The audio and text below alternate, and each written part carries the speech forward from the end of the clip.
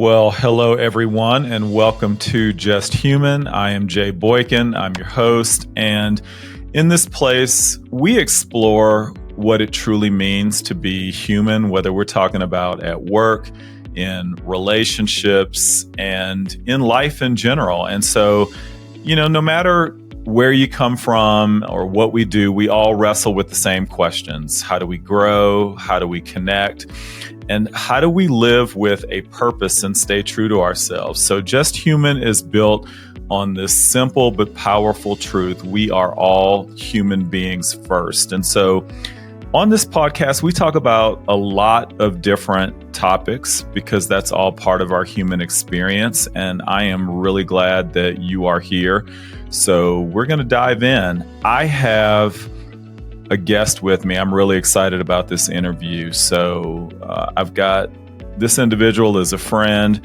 He is a former combat Marine. He is a former law enforcement officer, and he is a current ultramarathon runner.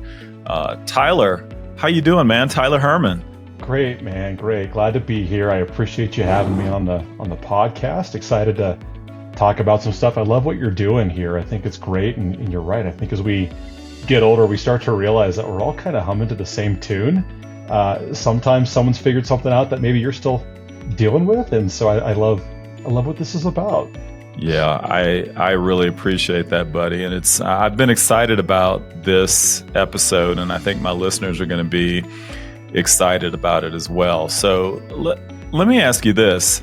Tell me a little bit about your early days, and especially what led you to join the Marines. And I know I opened up with former Marine, but I'm going to correct myself because I know that once a Marine, always a Marine. So I'll correct myself there and also say thank you for your service. Yeah, no, I appreciate it. You're actually right. It is former Marine. It's funny though, one of the commandants recently came out and said, we're getting rid of former. Like you said, it doesn't exist anymore. Once you're in for the life of it. It's a really interesting story, although it's not as sexy or as attractive as you'd think, but it was, I can't explain it other than my whole life that I have grown up, I have felt this need and desire to give back. I just, especially when I was younger, I felt so grateful. You've got all of these opportunities presented to us.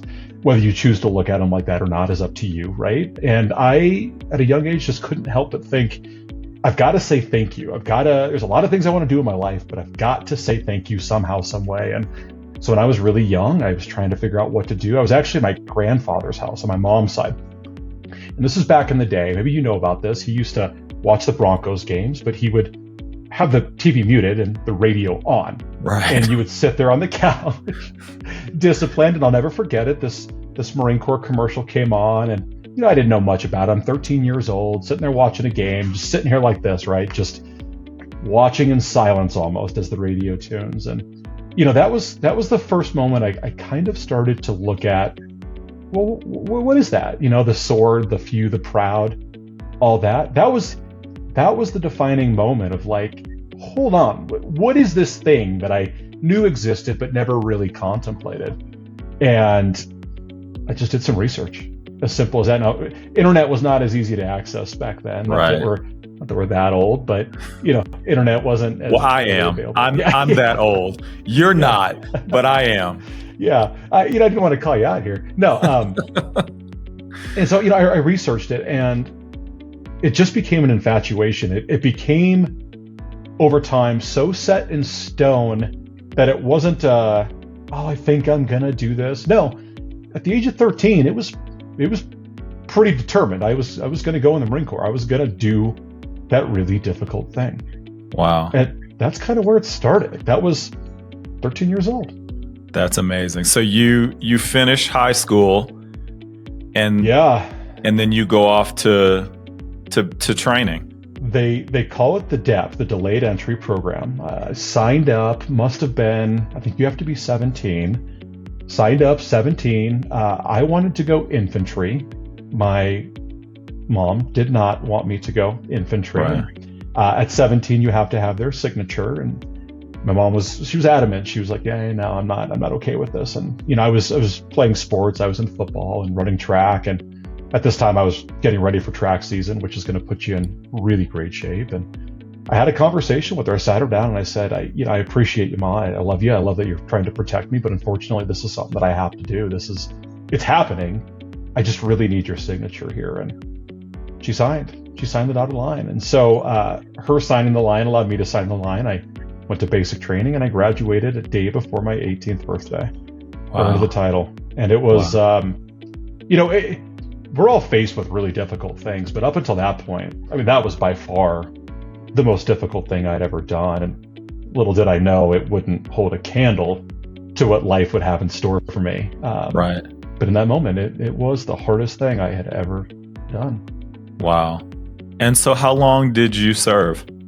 Yeah, 4 years. Yeah, served, entered in 2004, ended up getting out in 2008, had a couple opportunities to re-enlist. I didn't end up enacting those.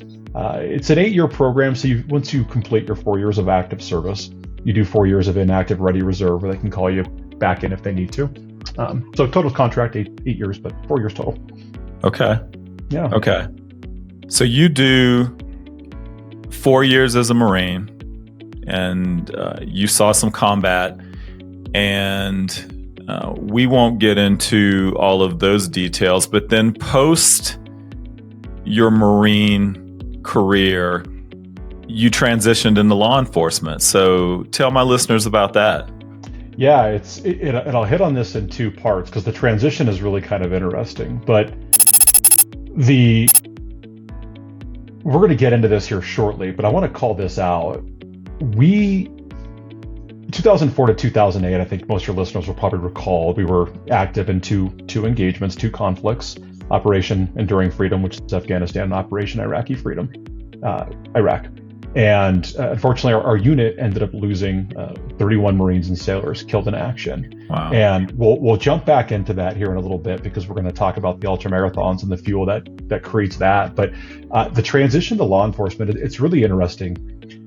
You do these really fantastic, neat, you could use a lot of words, very difficult things. We were deployed, our cycles for deployment were typically longer than we were home. I think I spent 8 months in Afghanistan. You're home for 6 months, but you've got deployment readiness that you've got to take care of. So you're really only home for 3.5, maybe 4 months before you ship back out again. And when the time came to either re-enlist, which I had the opportunity to do, or get out, I was kind of wavering. I was on both sides of the fence. I thought I would do 20 years, but the combat cycle, we were deploying early and often. We were actually getting ready for a third deployment. So long story short, it was ultimately decided that I would get out, and I applied to the Colorado State Patrol while still in the Marine Corps. Okay. Took about 10 months, that process. It was very long. I think back then, I don't know the numbers, but there was like 7,000 or 8,000 applicants for, I think, what ended up being 38 positions. Ended up getting selected, and it blows my mind. It was just such a cool opportunity. But yeah, ended up getting selected to go to the academy, and this is back in 2008. The academy started in 2009. Wow. And now, how long did you serve with the State Patrol? Yeah. So I did 2 years with State Patrol. Would have done longer. The State Patrol was a great organization. This is Colorado State Patrol. They were a great organization, treated me very well. They put me up in the mountains. I was out of the Kremling sub office, early 20s. Didn't love being stuck in the mountains. A little bit more social at that time, and so right. I ultimately decided to spend 2 years there, and then had an opportunity to join the Parker Police Department, where I spent another 8 years and wrapped out about 10 years in law enforcement over that ending from when the Marine Corps ended and law enforcement transition took over. Wow. Again, thank you so much for everything that you've done serving our country and our community. And I really am curious, because you've been through what I can only imagine are a lot of challenging things in both of those career journeys. And so, what were some moments or some things that really sort of tested your resilience the most, if you can recall anything in particular? Oh, absolutely. I think one of the most important things to remember is we are only as strong as our single whole, but when you put a group of people all with the same mission and mindset together, it really truly is fantastic to see what you can accomplish. And, I think being so young, deployed, it pushes you, right? And I can't remember the ages. I think I was in Afghanistan by 18 or 19. I was in Iraq by 19, 20. I was running, 4-man teams in Iraq I couldn't even buy a beer yet, right? And yet I was out there running satellite operations with 2nd Battalion, 3rd Marines in Iraqi freedom. And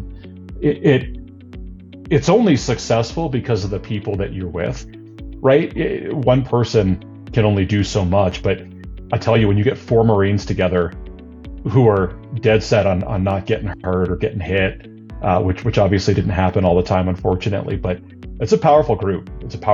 And testing your resilience, you talk about, especially our Iraqi deployment, especially in the beginning, the first 2 months of that deployment, it was really, really kinetic is the term that I would use. Right. Engagements were often, and it really truly gets to a point, which is, again, just looking back at this, and I'm more open about this now than I used to be. I've found that in vulnerability, there's actually healing. I think a lot of veterans, sometimes we put up the facade to try and show as a barrier of protection, but I really didn't start to grow out of that until I started being vulnerable and trying to, slowly tell my story.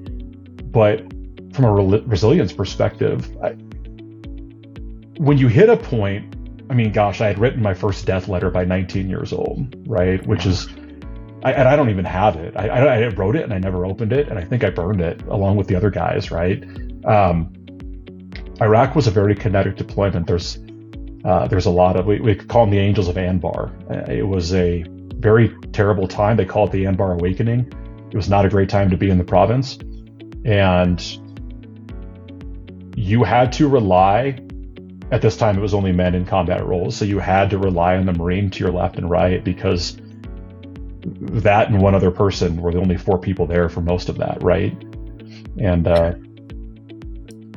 once you can lean on that, once you have that experience, you're set up to tackle a lot.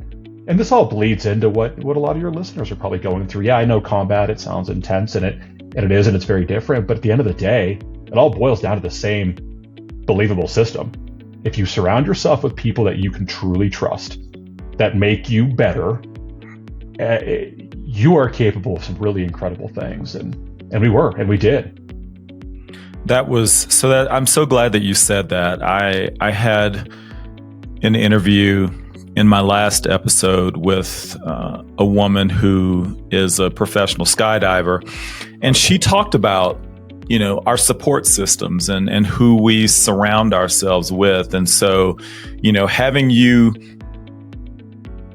echo a similar message is really important, because I think that all of us really need to have that strong support system in order to help us get through whatever it is that we're going through. Most of us are not going to experience the combat situations that you did and that your brothers at that time did, and currently the men and women who are serving our country. And again, thank you to all of those men and women and to the families, because they sacrifice as well. So thank you for all of that.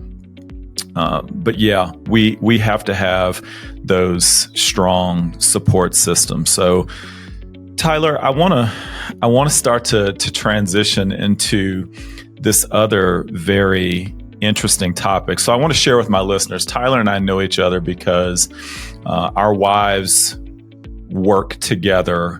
They're no longer at the same brokerage, but they still work together as realtors. And we would go to these events, and Tyler and I had the opportunity to be arm candy at these events. Tyler's definitely better arm candy than I am, but and we had the opportunity to have some great conversations. I think that the most important one was the proper way to eat a steak, but we won't get into that too deeply because I know that you know the right way to eat a steak. But we had this connection, and recently Tyler told me about this new sport that he is involved in that is, again, mind-blowing to me. It is ultramarathon running. But if memory serves, you didn't just start right into ultramarathon, right? Didn't you start with regular marathons, or you jumped right into ultra? I went right in, and for better or worse. Yeah, better or worse. I wouldn't advise it, but yeah, no, right into the Big McGee. Wow. Tell my listeners why, because I think it's gonna transition back a little bit to what you were speaking on before, but tell my listeners what got you running ultra marathons. This is my favorite question of all time, because I think the goal is that I get really fiery about this, right? Like this is where everything comes to fruition. Rewind about 2.5, maybe 3 years ago. Okay, I'm sitting in a room with a colleague of mine, and he's a phenomenal athlete. Played hockey almost his entire life, no doubt. Had circumstances changed, he may have made it into the NHL. He wouldn't say that, but talent exists for sure. And wow. Having a conversation with him, and he's much younger than me. I mean, he's 10, maybe 12 years younger than me. And I looked at him, and we're having this conversation about doing hard things. And I looked at him, and I'm like, I feel like I still have it in me. Like, I've done a lot in my life, the Marine Corps, being a cop for a long time. I used to run, but I didn't run competitively. I'd done the Spartans and the trifectas with the other race that is escaping my mind right now. The triathlons? Yeah, not the triathlon. It's the sister to the Spartans. I cannot believe I cannot remember this name right now. Tough Mudders. It's going to pop back into your head in a minute. Yeah, they're the Tough Mudders. Which are really fun, which are really great races. Hard. You can make them as hard as you want to. Some go out and have a great time. Some just want to go get dirty. Some say, if I drag myself across the finish line in 15 hours, I'll be happy, which is what I love. So we're sitting there having a conversation, and I look at him, and I'm like, I just feel like I still have it in me, but I haven't really pushed myself. Not nearly to the degree that I'm used to, at least when I was younger. Right. And I feel like I can. And I popped up, I said, how hard can it be to run like 50 miles? Like, how hard could 100 miles really be? Which is so funny, because you ask those questions, and then like this little, like with wisdom comes this little like radar moment where you're like, if everybody could do it, they would be doing it every day. Right. And so you almost say it tongue in cheek, where you're like, how hard could this really be? And then you get humbled later, which is exactly how this all plays out. But that's what it boils down to. There's really two reasons, okay? One, prove to myself I could still do hard shit. Pardon my French, hard stuff. You're all good. And number two, I got 2 young kids, right? They're watching me, and I work real hard. At least I call it working hard. But what are they really taking away from that? Like, what are they actually watching happen? So I'll tell you when the whole thing came crumbling down in the best way possible.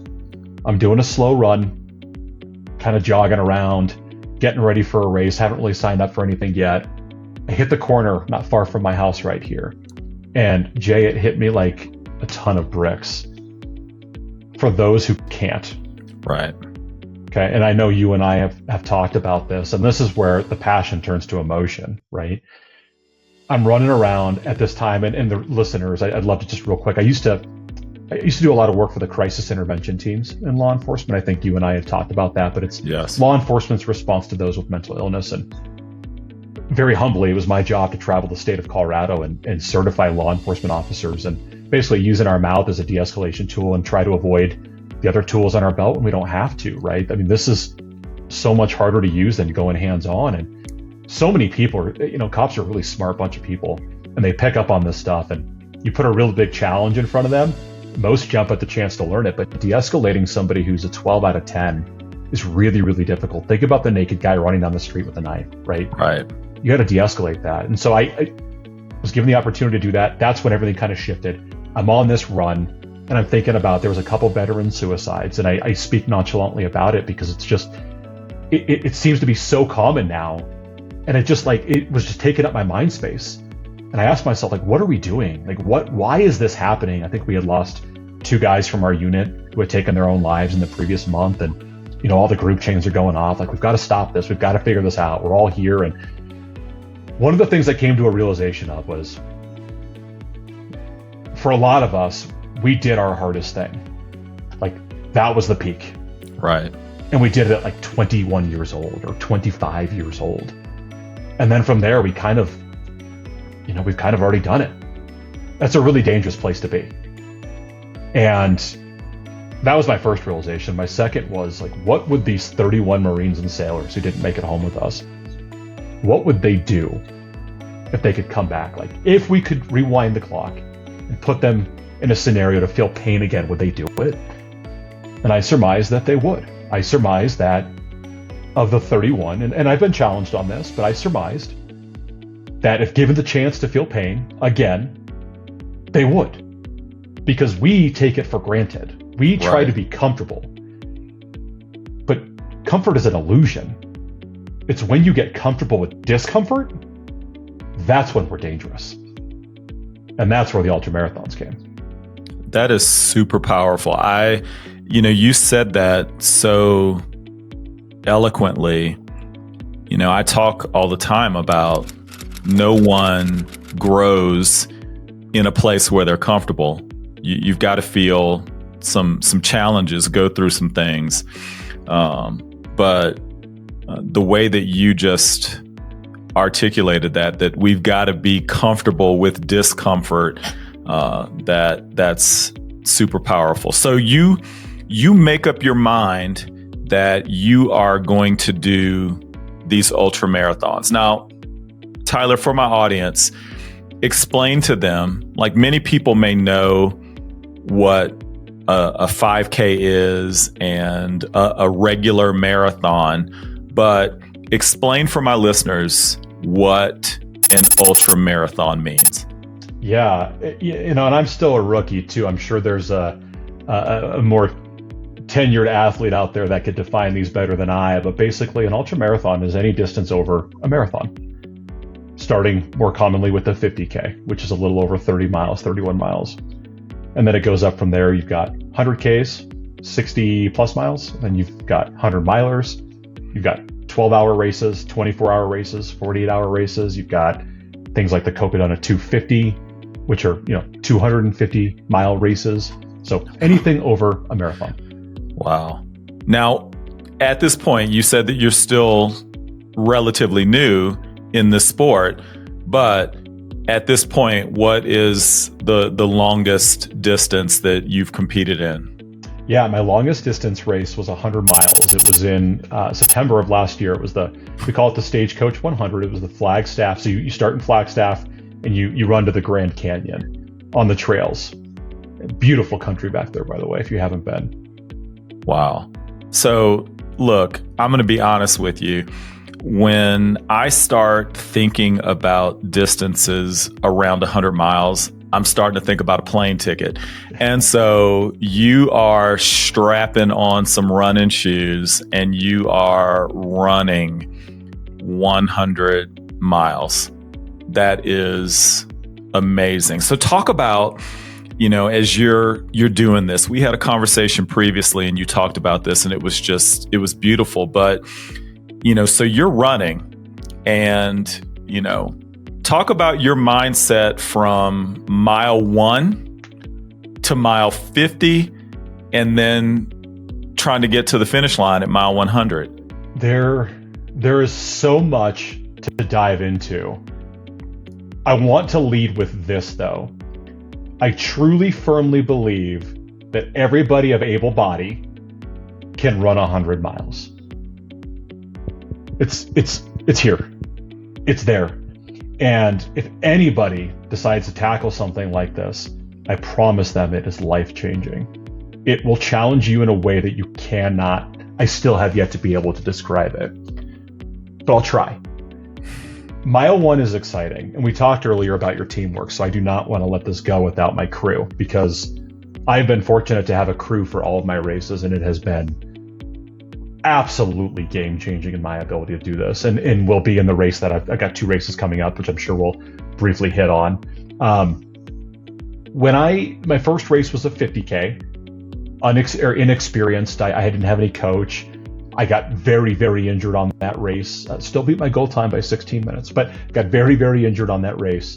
And it was a pretty rude awakening. I ended up getting connected with a phenomenal coach who I've had for the last, a year and a half, I believe, who's got me back on the right track. So I did the 50K. So here's what I want to tell you though, Jay, is when I started this, it wasn't like shoot for the stars out of the gate. I was actually very quiet. I had only told 2 people in my life that my stretch goal was a 100-mile race. Now, even though I had openly declared, like, how hard can it be, joking, of course, recognizing that, I had not wanted those words to come out of my mouth, because I'm one of those people who says, or who thinks that if I'm going to say it, if I'm going to speak it, there better be some validity to it. Right.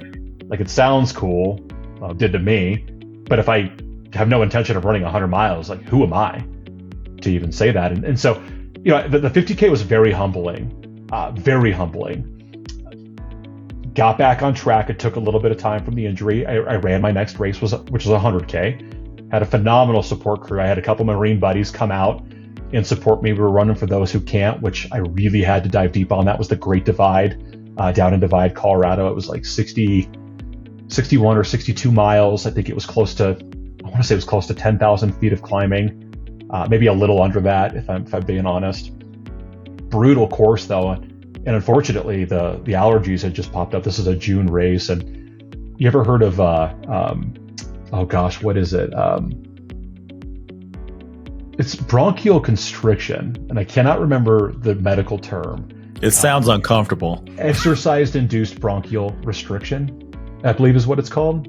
Maybe never heard of that, but it sounds very uncomfortable. It's basically exercise-induced asthma, which I've never had in my entire life. And about halfway through the course, the way I describe it is I could basically breathe from 40% to 70%, but anything outside of those would cause me to violently cough and thus almost vomit. Wow. And I had that for about 8 hours of that race. Again, now, that's 8 hours. How long was the overall race? Yeah, that's a good question. I meant to actually look at my times beforehand. It's actually, for those who aren't trying to podium in the ultra world, your times are they're just not relative. I believe that race took me a little over 16 hours. Wow. I started in the morning. I think, I can't remember what time we started, 6, 7, 8. It was dark, whatever time we started, and then finished about 10 p.m. at night. So yeah, I think it was a little over 16 hours for that 100K. Yeah. And just being humbled the entire way. And then keep going. Sorry. Oh, sorry. And then there was the 100-miler. Yeah. Now the 100K, that was the goal. It was actually a 50-miler, but I found a really cool race, and why do 50 when you can do 60 plus was my thought. You're a beast, man.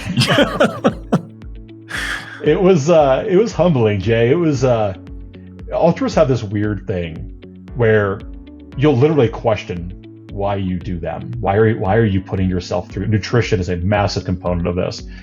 You're in pain. Everything's blister. I mean, just things are going wrong every way. I remember one point in the race there was a lightning storm that had come through, and I mean, I swear it was so loud. Like you get that feeling like this is not where you should be. I should be somewhere safe, and this mountain is not it, right? Right. And when I finished that race, that's what I told everybody. That was the goal, that distance. When I finished that race, I knew I could do 100 miles. I knew that I could tell people, although that was my stretch goal, that is my actual goal. And the goal had always been 100 miles by 40. That was 36 36, 30. I had just turned 37 when I finished the 100K. And I knew last year, that's the year I'm doing the 100 miler. Wow. Yeah. That's incredible. Now, so you asked me, I'm sorry. Keep going. Go ahead. This is so fascinating. So you just keep going. You run this podcast. I'm just going to sit back and listen. You asked me a really interesting question. I think the context is so important though, because you just can't go from couch to 100 milers. I can't. Maybe somebody out there can, but I can't. The first mile is fear and excitement. You recognize, my coach said it best, Jay, and maybe you could take this into life. I take it into life. He said, Tyler, with every one of your races, it's like driving 60 miles an hour in dense fog. There is a brick wall blocking the road somewhere in front of us, but we just don't know where it is. That's what our races have been, because every race for me had been I'd never run a marathon competitively. I don't even think I've ever run a 10K competitively outside of a Spartan race. Wow. So I had no experience, man. When I say rookie in the industry, really have no idea what I'm doing, truly. But that experience, you get it, and you get it quickly. So mile one is excitement, but you also recognize, at least in my shape, this is probably going to be north of 24 hours, right? This is going to be a big race. And so mile one's a lot of excitement and fear. That's amazing. So listeners, and thank you wherever you're tuning in. If you're watching this on YouTube, thank you. Hit the like button, maybe subscribe. If you're listening on your favorite podcast provider, thank you so much for tuning in. I hope that you caught that Tyler said you're having to wrap your brain around the fact that you're going to be running for like 24 hours. That is amazing. So I'm going to come back to that piece of it in a second, Tyler. But you've got an event coming up this summer.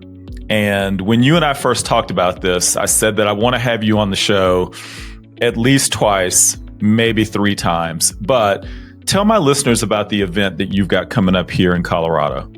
Yeah, no, thanks for asking, Jay.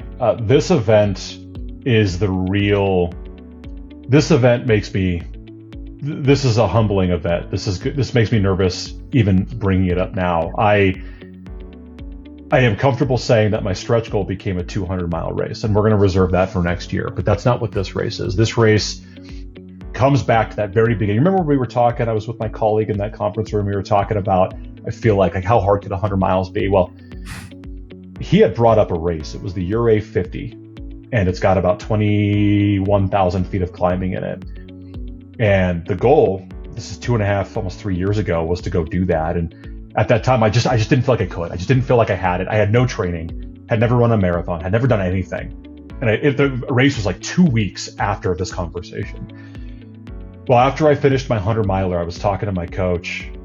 We had kind of set up I was going to do Sedona Canyon's 125 this year. It's actually this month. Actually, I think it's this next weekend. And I was on the wait list for that. And I kind of got this wild hair. And I called my coach and I said, I have a crazy idea. There's a race in Ura. It's 100 miles, 102.1 miles. It's 42,000 feet of climbing. And it has a 52-hour cutoff. I want to do it. And of course, my coach goes, it's not my job to tell you yes or no. It's my job to get you ready. It's July 18th, and I am cautiously enthusiastic.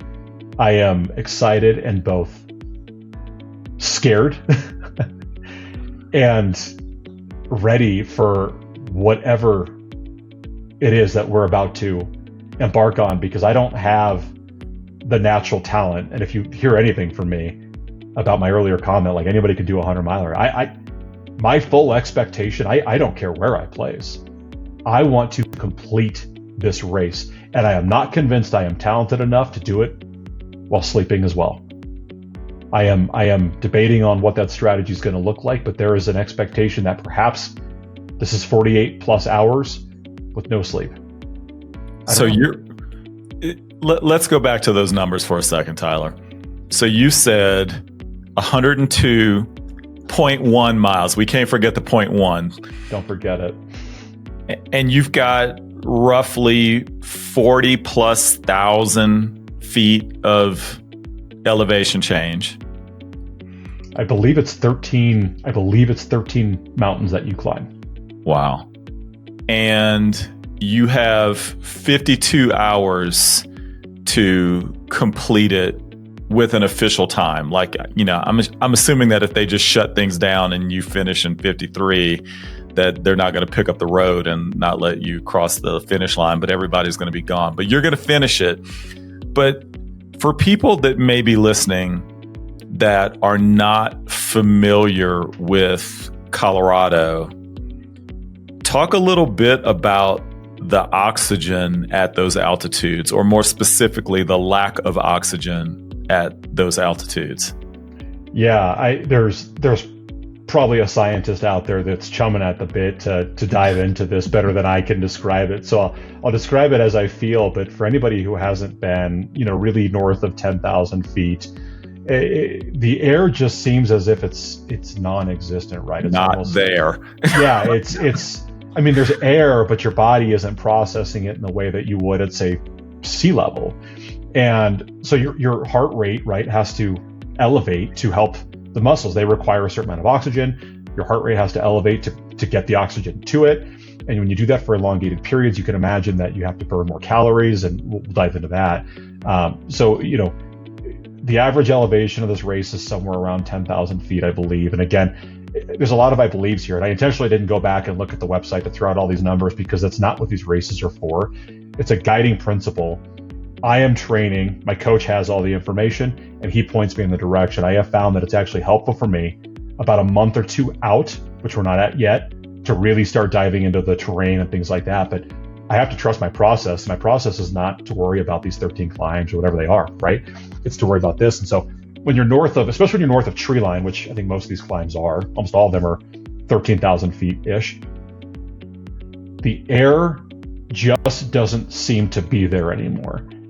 And you're just grasping. You can feel your heart beating out of your chest. And, regardless of the shape you're in, we live at 6,500 feet. I still go to 10,000. I still feel it. I certainly feel it at 13. I feel it at 14. And I expect to feel it the entirety of this race. Yeah, man, that is amazing. So now we talked about, and I hope that we're able to make this happen. So you're in your training, and you've got this race in July. I would love to get you back on the show and talk about how your training is going as you prepare for this race, and think about, talk about your how you're feeling physically, how you're feeling mentally right before the race. And then we want to get you back afterwards and talk about what your experience was like. So I appreciate your willingness to entertain putting up with me for 3 different episodes. But I think that telling this story to its completion is really exciting. So I'm looking forward to that part of it. Absolutely. Yeah, absolutely. So I want to transition a little bit. So Tyler, most of the people that are listening are not going to do anything that physically demanding. But you did talk about the fact that the biggest obstacle that you have to deal with is between your ears. And I think that insert whatever your hard situation may be, the biggest challenge that you might be trying to overcome. Talk to my listeners a little bit about your philosophy around just developing that proper mindset to deal with that challenge. What a wonderful question. I always say, I call it go find your heart. There's never really a world where I sit here trying to preach that everybody needs to do a 100-miler, although I do think it's it's an incredible experience that will humble you in ways you could not even yet imagine if you've never done it. At least it was for me. But go find your heart. When I completed my 100-miler, you don't know who's watching. And I'm really passionate about what I'm trying to accomplish, right? For those who can't, like, just a reminder that there are people who would maybe do this. Maybe they would love to have that opportunity again, and they don't have it. And I think if you're still here breathing, trying to figure out, like, what can I go do? You need to go find your heart. That's what you need to go do. Go find time to go do something you don't have time for. Because I promise you, you're going to shift what you have time for. And Jay, it could be, I have one friend, go walk a mile. That was her challenge. I just want to find the time to go walk a mile. It wasn't that it was physically demanding, although I'm sure it could have been. It was, I don't have time. Right. Which is a farce, right? Because you do have time. It's just you've chosen to allot that time to something else that you feel is more important. But when you're running, or whatever it is that you're doing, that's going to require that shift in that perspective. And so I tell people, go find your heart, and it doesn't need to be this. It could be spend more time with your kids, dedicated time with your phone on the side. It could be literally anything, Jay, but just go figure it out and then go do it. And don't make an excuse about it, though. The most important component, don't make an excuse. Give yourself a freebie, but don't make an excuse. Go find your heart. But once you found it, you're probably going to have to find another one after. And it's going to keep going. Ship it. Man, that is so powerful. I love it. And again, listeners, Tyler is not saying that you need to strap them on and go run 100. But if you want to, do it. But find the thing that is your heart. You could be, you could be thinking about a career change. You could be thinking about starting a business. You could be thinking about a diet and trying to transform your body. Whatever that challenge is, just think about that mindset and focus on it. Don't make the excuses and say that you can't, because you absolutely can. And if this man is out there dedicating all of this amazing time, and he's a busy professional as well. Don't get me wrong there. He's not just running 24 hours a day.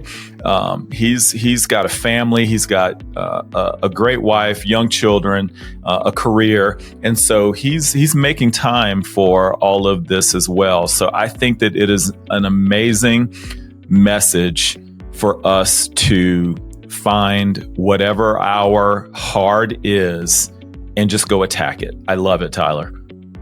I thank you, Jay. And I have yesterday morning, I had a long run I had to fit, a medium run that I had to fit in this week. Okay. And it fits in with what you just said. That's why I want to take a quick second and quickly go through it. But I set my alarm for 3:30 a.m. I've got to be down at the office. I work in downtown. So I got to get up early, got to get 9 miles in. And I'm sitting there in the bathroom right before my run, and I hear the clinking of rain hitting the window. And I'm like, oh, it's wet. Oh, it's wet. Okay. All right. And so I stick my hand out, and I'm like, it's a drizzle. It's not that bad. And so I decide, okay, I'm going to go 4.5 miles in one direction. Okay. And remember, it's 3:30 in the morning, so it's dark. I don't wear a headlamp intentionally, but I'm going to go 4.5 miles in one direction because I'm not calling my wife to come pick me up. And I've never done that, but it's not happening today. So regardless of what happens with these conditions, I'm 4.5 miles away. It's 4.5 miles of grit. And I get to the end. It's gorgeous. I'm in this, real rural area south of where I'm at. I love it. Like, I'm eating it up. I keep going south. Like, I actually find that I went over on mileage because I kept going south. I turn around, and when you're running or walking, or maybe the wind is to your back and you just don't feel it nearly as much, but you turn around and face it, and it hits you. I didn't realize how much it was raining. Totally missed it. Zoned out, didn't realize it. Turn around, headwind, freezing. Took my hat and my neck gaiter off, put it right back on again. And I go, okay, I've got 4.5 miles of this. Wow. Oh, shoes are soaked. I just wasn't paying attention. 4.5 miles. And I looked at it, and at first I'm like, this sucks. And I was like, if you think about it though, your race gonna suck. Yeah. I'll probably lean on this, right? Yeah. It's all mindset. Ever since you and I had our first conversation about this, Tyler, it's changed my mindset on, I can't complain about my hard challenges. I started my own business, and my mindset on that has been so much different. I used to think that was something that I could never do. And I don't think I love it. I think about it that way now.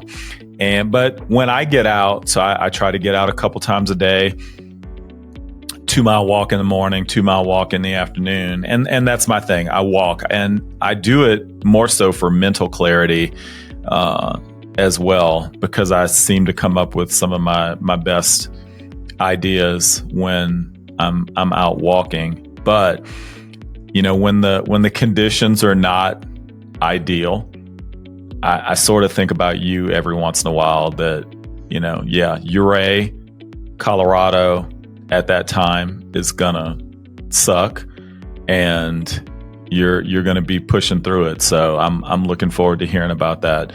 You mind if I ask you a couple maybe silly questions, but they're a little lighthearted, but I'm definitely curious about it. So you're doing all this running, you're doing all this training. How many runs can you get out of a pair of shoes, bro, before you got to throw them away? Oh my God, that's $1 million question, man. I finally have the right road shoe, and I get to about 300, 350 if I really stretch it. And you got to be careful with injury, but there's a period of time where that'll last me about 3 weeks, a month, wow, depending on where I'm at in my training cycle. So I got a pair upstairs right now, and I just ordered 2 more. I've got 2 fresh pairs sitting up in the closet because we're starting our ramp up period here. We're going to be cycling shoes in weeks, not months or years.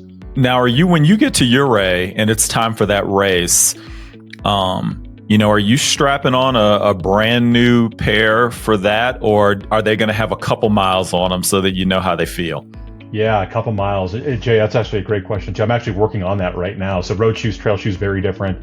I run a couple different brands. What I did during my 100-mile race, I wish I would have known this, but at about mile 22, this really nasty rainstorm came through, and it basically, the shoes I was wearing, mud got caked up in there. Well, that mud over the course of miles and miles and miles cured the leather as basically a little cleaver.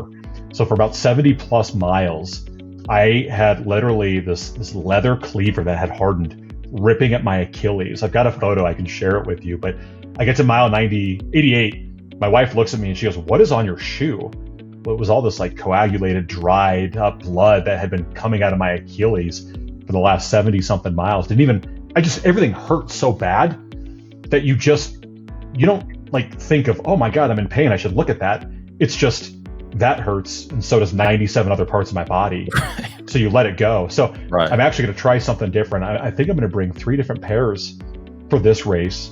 I'm getting another pair today, which I'm excited about. I'm going to try those out and see who gets excited about shoes. But these things, 100 miles, you need a good pair of shoes to keep your feet ready to go. Yeah. You can't just, you can't just grab. No offense to Skechers, but I'm assuming that's not one of the brands that you're just going to slip on and go run 100 miles. No, and unfortunately these shoes are not nearly as cheap as I wish they were, but quality matters. You put the money in the product, but the product's supposed to last, and these 2 pairs, they've got runners that have taken over 1,000 miles in them. Probably not racing at 1,000 miles, but that's crazy. So I had another silly question that came into my head, so I'm gonna ask it, but I still got one more after this for you.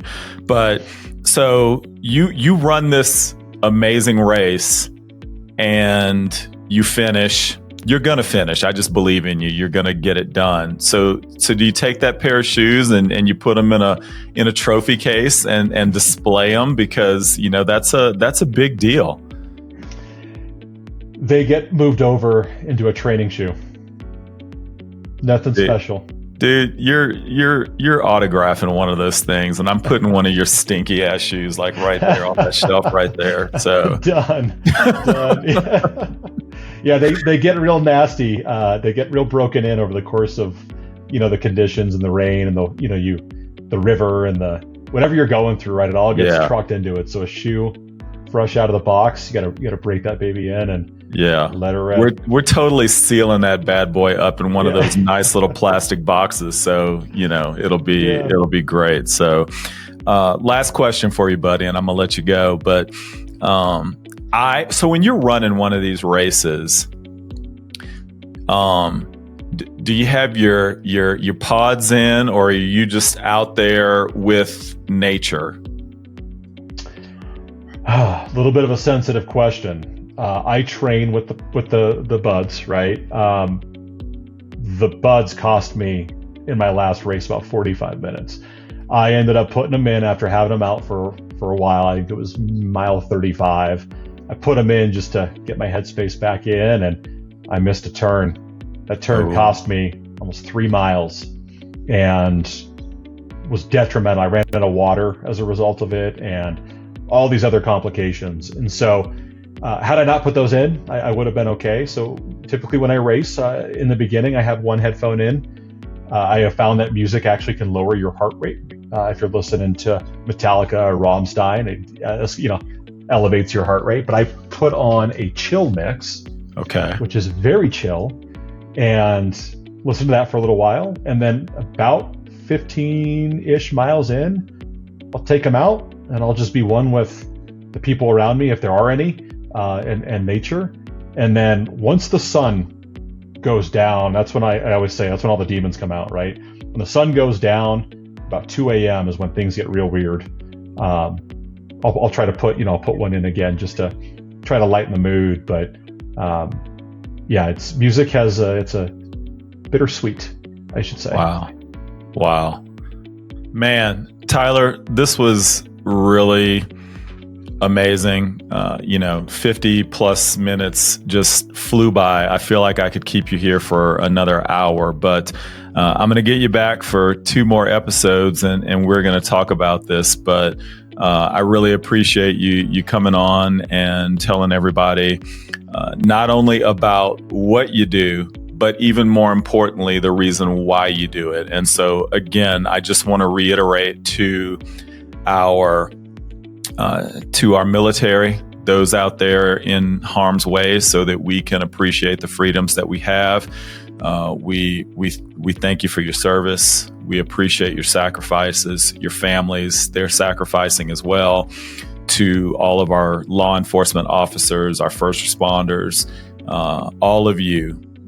We definitely appreciate the things that you do for each of us every day. We may not need you every day, but when we need you, you're always there. So thank you for that. But to my listeners, thank you for joining us on Just Human. I really hope that you enjoyed this episode with Tyler Herman.